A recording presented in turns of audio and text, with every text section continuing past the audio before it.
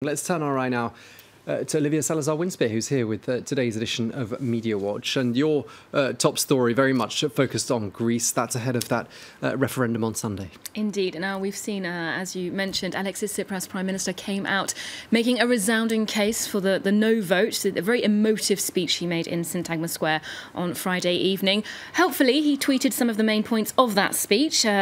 He's bandying around these very big words: democracy, dignity. That's the kind of thing that got the crowd fired up. And in terms of observations under the hashtag OXI, which is, the no vote, people remarking what a big crowd it was, in fact, how that crowd dwarfed the yes crowd. And they remarked that Alexis Tsipras went on stage with no obvious protection, no bodyguards, and was talking to a crowd that were quite obviously enthralled to what he was saying. Now, more internationally, moving on from the referendum for Greeks, Europeans are looking ahead at what's going to happen in Greece over the summer in terms of tourism, because it being a huge industry for Greece, people are asking themselves, how will my holiday be affected?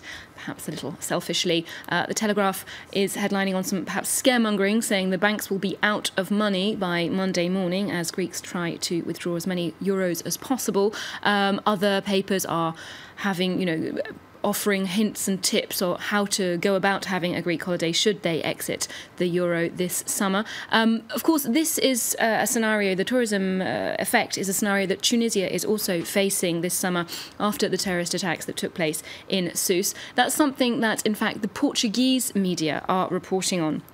Interestingly, they're publishing this Foreign and Commonwealth Office, the UK authority, map of risks throughout Europe. Of course, many UK nationals died in that terrorist attack, and they're quite proudly underlining the fact that Portugal is considered to be a low-risk country here, a yellow country, something that a lot of business analysis is backing up, saying that basically Greece's and Tunisia's woes this year are going to benefit the Iberian Peninsula, with reservations in Spain, especially looking up this summer.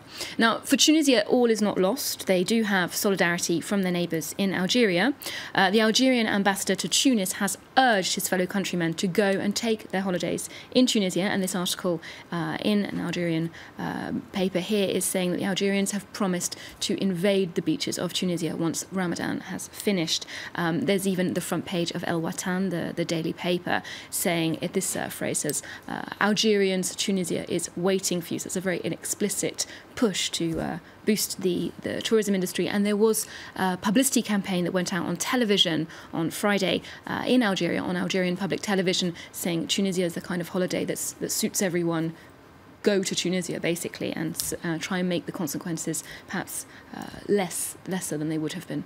I can remember actually this time a week ago having this discussion with you, Marcus, about the Tunisian tourism sector and just how valuable and how vitally important it is to the Tunisian economy. Yeah, 7% of Tunisia's GDP, I think, and around about 400,000 employment opportunities are either directly or indirectly linked to the tourism sector. So it's of huge importance. And they do receive, indeed, quite a lot of Algerian tourism anyway, because of a lack of tourist infrastructure in Algeria and the fact that Algerians don't need visas to travel in Tunisia. So it's a logical push. OK, so that campaign could have some serious traction there. Let's move on to another story, which is in the main body of the news as well. The story about Uber Pop being suspended here in France.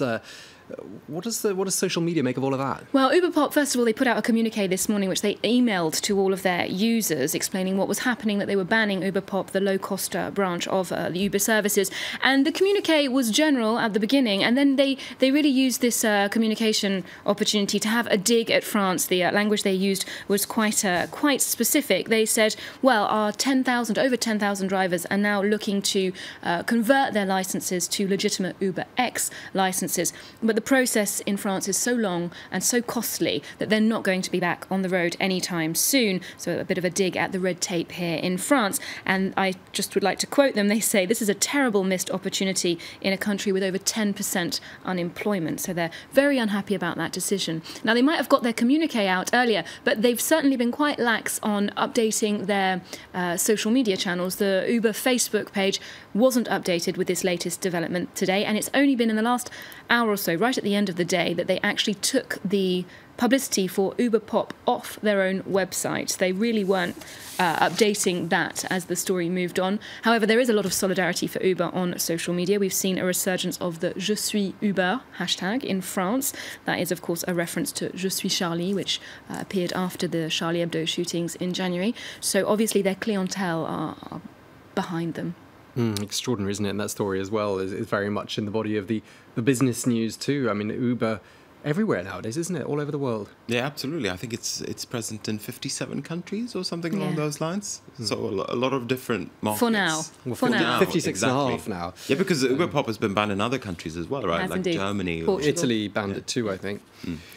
Okay, well, that's a sign of the times, isn't it? Let's wait and see what happens, further developments on that Uber front. I don't think we've heard the last of it. Thank you very much indeed. Olivia Salazar-Winspear there with Media Watch. And thanks to you too, Marcus Carlson, for the business. I'll be back in a couple of minutes. Don't go away.